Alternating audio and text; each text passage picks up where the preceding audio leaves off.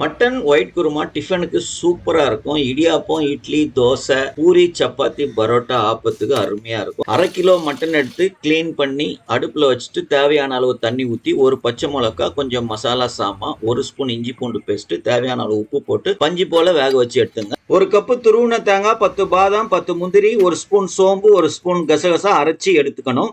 சட்டி வச்சுட்டு 50 ml தேங்காய் எண்ணெய், 25 ml நெய், பட்டை, லவங்கம், ஏலக்காய் போட்டு கட் பண்ணி வச்சுக்கிற 2 வெங்காயத்தையும் போட்டு கொஞ்சம் புதினா, கொஞ்சம் கொத்தமல்லி, 1 ஸ்பூன் இஞ்சி பூண்டு பேஸ்ட், 1 தக்காளி, 5 பச்சை மிளகாய், 100 ml தயிர் சேர்த்து 1 ஸ்பூன் ஜீரகத்தூள், 1 ஸ்பூன் தனியாத்தூள், தேவையான அளவு உப்பு போட்டு வேக வச்சிருக்கிற கறியை அதுல சேர்த்துட்டு ஒரு பெரட்டிட்டு கறி வேக வச்ச தண்ணியையும் அரைச்சி வச்ச பேஸ்டையும் சேர்த்துட்டு நல்லா கிளறி 10 நிமிஷம் வேக வச்சுட்டு 1 ஸ்பூன் மிளகுத்தூள், பொடியா நறுக்குன கொத்தமல்லி தழைய போட்டு இறக்குனீங்கன்னா ஒயிட் மட்டன் குருமா ரெடி. செஞ்சு பாருங்க, சாப்பிட்டு பாருங்க, சந்தோஷமா இருங்க. லைக் பண்ணுங்க, ஷேர் பண்ணுங்க, சப்ஸ்கிரைப் பண்ணுங்க.